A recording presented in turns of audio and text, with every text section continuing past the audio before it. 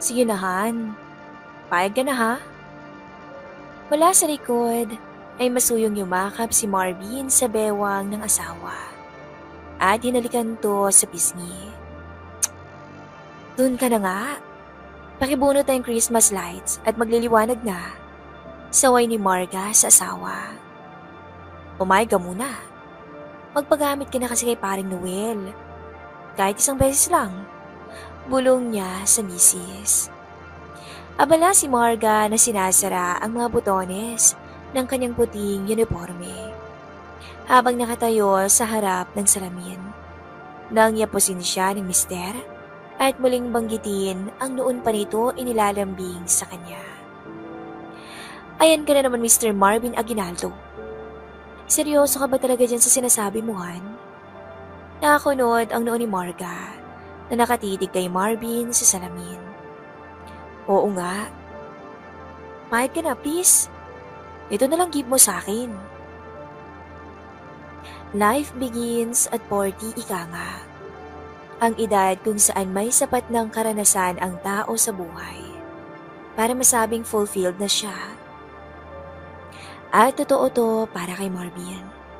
May masayang pamilya, maayos na kabuhayan, at mga tapat na kaibigan. Isa na nga lang marahil ang kulang. Ang katuparan ng kanyang pangarap.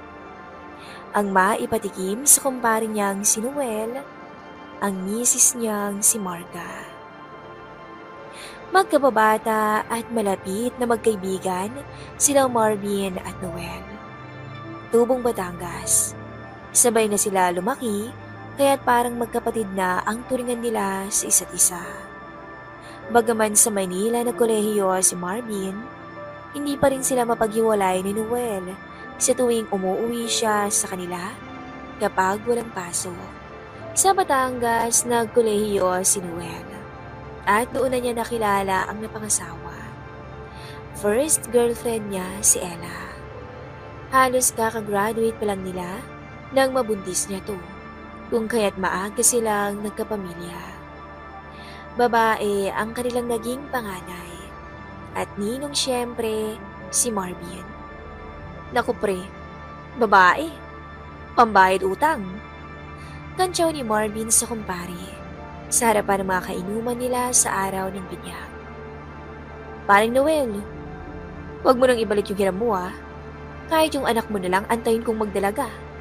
Alay, maging biyanan pa kita. Gatong naman ang isa pa nilang kumpare na nagtatagtad ng lechon. Kawawang bata. Siya sasalo ng karma ng tatay niya. Sagot naman ng isa pang kainuman. Mga ulul. Good boy to, no? Yang si paring Marvin ang maraming pinaiyak ng babae. Kaya yan dapat ang maghanda ng pambayad utang. Rest back ni Noel. Mga pinaiyak lang sa sarap pre. Sagot ni Marvin habang tumutungga ng shot. Karinyosang bata si Erica. Lumaki itong malapit sa ninong Marvin niya. Komo lagi siya nitong dinadalhan ng pasalubong sa tuwing uuwi ito ng Batangas. Sa tuwing darating siya ay agad itong magpapakarga o papakalong sa kanyang ninong. Buti na lang pre kay Maring Ella nagmanang inaanak ko. Gagandang bata Pinagmasda ni Marvin ang inaanak.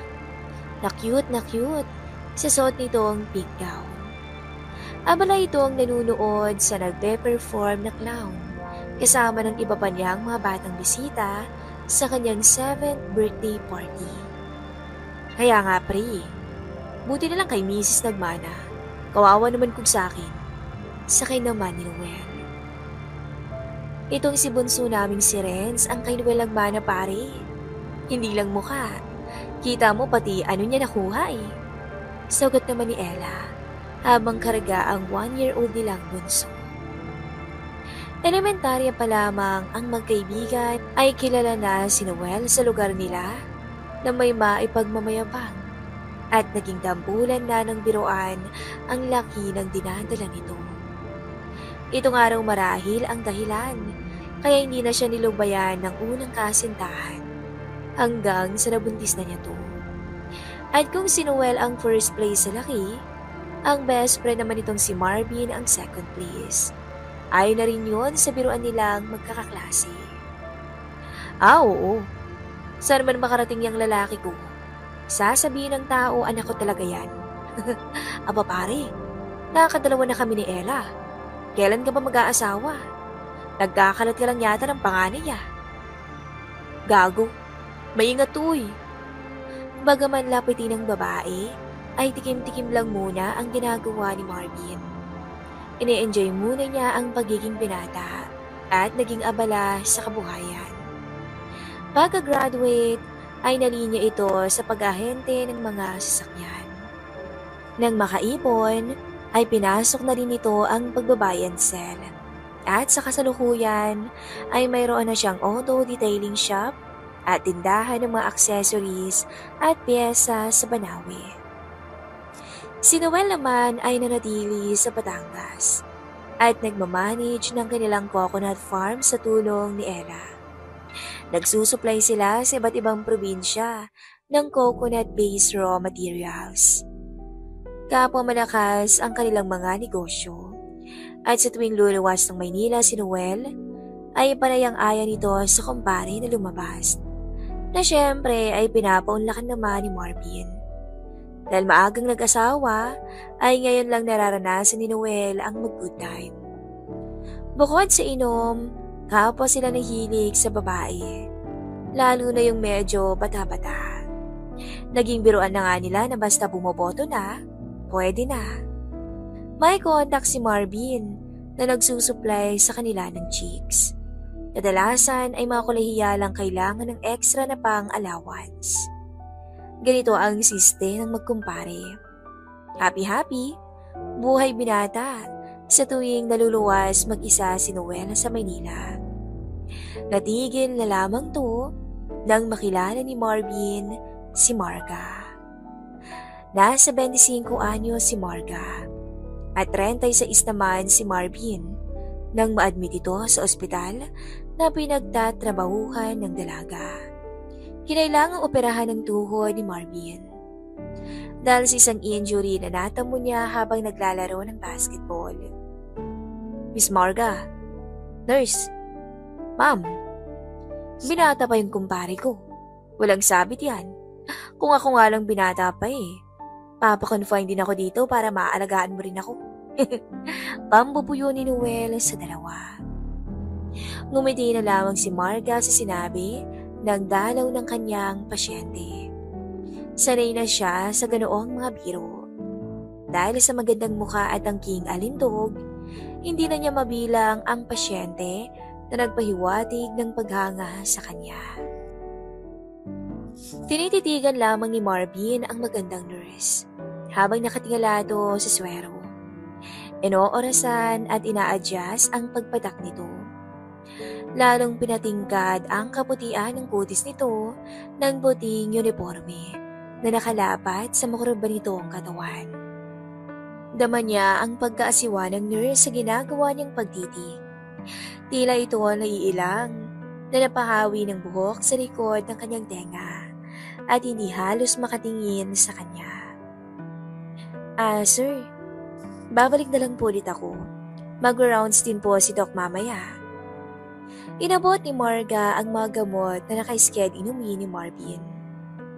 Hindi halos makatingin sa mga mata ng pasyente dahil sa pagkailang nito.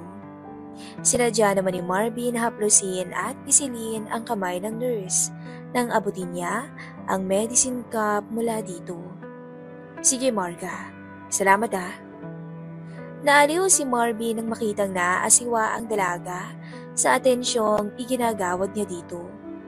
Sa isip-isip ni Marvin, akin ka. Tumango at ngumiti si Marga kay Marvin. Ganon din kay Noel. At dali-daling tumalikod at lumakad na patungo sa pinto ng kwarto habang halukip-kip sa kanyang dibdib ang metal clipboard. Pigil ang ngiti at tila kinikilig sa pagpapahiwatig sa kanya ng pasyente. Pagka-endorse pa lang kasi sa kanya ng pasyente para sa pre-operative procedures, ay agad niyang chinek ang patient file nito Marvin Aguinaldo, 36 years old, male with left ACL tear secondary to sports-related trauma. Single. May tuwa siyang nadama ng malamang binata pa pala to. Hindi kasi maiwasang mapukaw ang kanyang pansin, bagaman may agwat ang edad nito sa kanya. Bukod sa gwapo, ay angat ang kakisigan nito kumpara sa ibang mga lalaki na kaedaran niya. Nang ma-discharge ay nakikita pa rin sila sa tuwing babalik si Marvin sa ospital para sa kanyang physical therapy sessions. At nang lumaon, ay naimbitahan na rin niya itong lumabas. Ilang buwan din niyang pinagtiyagaan na suyuin ng babae. Sa makatuwid, ay hindi niya tinantanan ang dalaga. Ano pre? Nayari mo na? Tansyaw ni Noel habang tumutungga ng bote ng beer. Makahulog ang ngisi lang ang isinagot ni Marvin sa kumpare. Sabay pabirong sipol-sipol habang nakatingala sa kisame. Ayos! At nag-fist bump ang dalawa. Tang na pre, materialis puertes yun ha. Malulupit talaga na dadali mo. Texas ka talaga. Problema nga lang pre, may plano palang mag-abroad. Naku kung ako sa'yo, bubuntisin ko na yun. Mag-asawa ka na uy. Tumatanda ka na kaya. At ganoon na nga ang nangyari. Matagal ding pinag-isipan ni Marga kung tutuloy pa siya. May isang taon na silang magkasintahan nang magpa siya itong ituloy ang pangarap niyang makapagtrabaho sa ibang bansa. Noong una ay payag naman si Marvin sa mga plano ni Marga. Kapwa naman sila umayon sa LDR setup. Inasikaso ni Marga ang mga requirements niya upang makapagtrabaho sa Singapore. Nakatakda na nga sana ang petsa ng kanyang pag-alis nang malaman niyang nagdadalang tao siya, kung kaya't hindi na natuloy ang kanyang pag-a-abroad. Sa isip kasi ni Marvin, hindi naman na kailangang umalis ni Marga. Kaya naman niya itong bigyan ng maginhawang buhay dito sa bansa. Kung tutuusin, kahit ka hindi na to magtrabaho. Sadyang ayaw lang nitong huminto dahil maiinit daw ito sa bahay. Ayun na nga, sinadya niya ng buntisin to. Sayang nga naman at baka sa iba pa mapunta. Binataliman ang preparasyon. Naging maayos naman ang kasal nila Marvin at Marga bago pa man mahalata ang paglobo ng tiyan nito. Isa sa bridesmaids ang inaanak ni Marvin kina Noel at Ella na si Erica, na nasa senior high na ng panahon yun. Naging malapit na rin ang bata kay Marga, kaya't ninang na rin ang nakasanay nitong tawag sa girlfriend ng kanyang ninong. Lalaki ang naging anak nila Mr. and Mrs. Aguinaldo, na ipinangalan sunod sa ama. Kasama siyempre sa mga ninong at ninang ang mag-asawang Noel at Ella, kaya't naging magkumparing sarado na sila Marvin at Noel. Ang pogi-pogi naman ng baby na to, ang puti. Magilaw na nilalaro ni Erica si Junior, habang buhat-buhat ni Marga sa first birthday party nito. Inilahad niya ang kanyang mga kamay sa baby. Waring inaaya itong sumama at humilig naman si Junior paharap sa kinakapatid upang lumipat at magpakarga. Kakanibo lamang ni Erica. Gusto niyang mag-aral ng nursing at pinili niya ang sa Maynila magkolehiyo. Todo naman sila Noel at Ella sa simula ay pumayag na rin sila sa gusto ng panganay. Pre, sigurado ba kayo ni Mare? Ayos lang ba talaga sa inyo na tumuloy si Erica doon? Pwede din doon sa isang kapatid ni Ella. Mahirap naman kasing payagang mag-dorm. Baka magbulakbol lang yung pasaway na yan eh. Biro ni Noel sa panganay ng babae. Papa naman hindi kaya. Maktol at hirap dito sa ama. Pero mas gusto ko rin kila Ninong para maalagaan ko tong si Junior pag wala akong pasok. Diba no, Pogi? Ang cute-cute ng bebe na yan no? Balalas ni Erica habang kinikiliti ang bata sa leeg. Ano ka ba pre? Okay na rin sa amin. Mas malapit kami sa school niya. Isang sakay lang siya. Pwede ko pa nga siyang i-drop sa umaga bago ako pumunta sa shop. Tama ka. Mainam pa rin talaga may guardian para nababantayan. Oo nga pare. Inihanda ko na nga yung kwarto ni Erica sa babae. Tsaka matutulungan ko siya sa lesson niya. Andun pa nga yung mga lumang reference book ko. Segunda naman ni Marga. Papa, gusto ko din kila Ninong Marvin. Doon muna ako sa kanila ha. Bulong ni Renz na mag-grade 6 na noon. Tumigil ka. Hindi na't malapit na pasukan. Huwag ka nga nanggagaya dyan sa ate mo. Kung bakit naman kasi gusto pa sa Maynila mag-aral, pwede naman sa Batangas. Mga abala patuloy. Ikaw talaga pare? Wala naman yun. Hindi naman na kayo iba. Sagot ni Marga kay Noel. Nga pala Mars, magiging magkumpare na talaga tayo next year. Pag nagpabinyag kami ulit. Medyo nahihiyang pagbabalita ni Ella. Ha? Buntis ka Mars?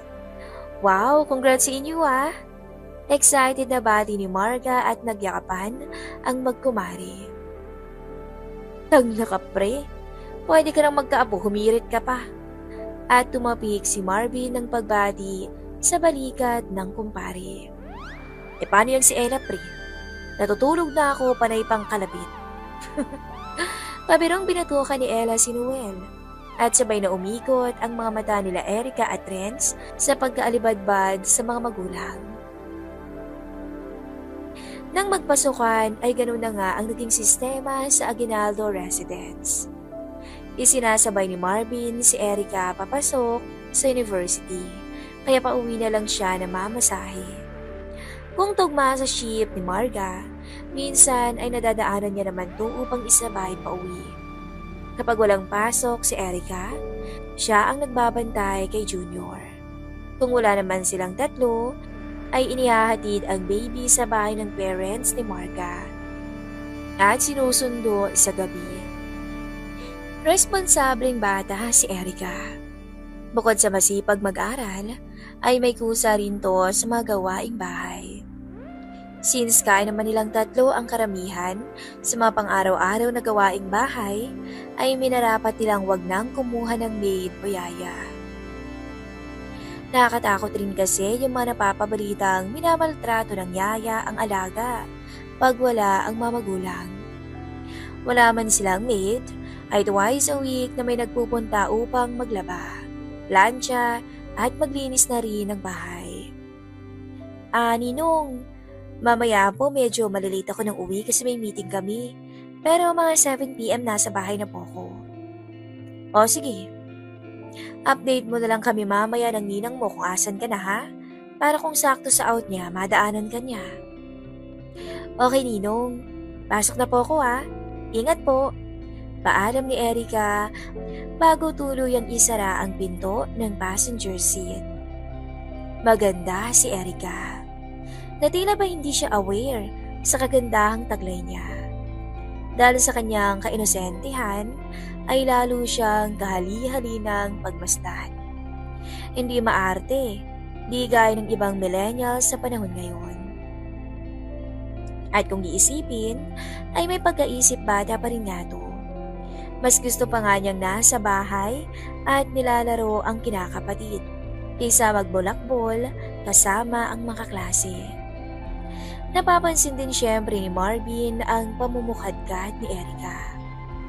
Bukod sa magandang muka, maging ang hubog ng katawan nito at mga hita ay makapukaw ng atensyon ng sino mang lalaki. Kapag matutulog na si Erica, ay hindi na to nagsusuot ng panloob. Napapansin to ni Marvin kapag minsang nasasalubong niya si Erica sa kusina sa gabi upang kumuha ng tubig. Nakalapat ang tela ng sando sa natural na kurba ng mga hinaharap ng dalaga. At halata na pausbong pa lang ang mga to.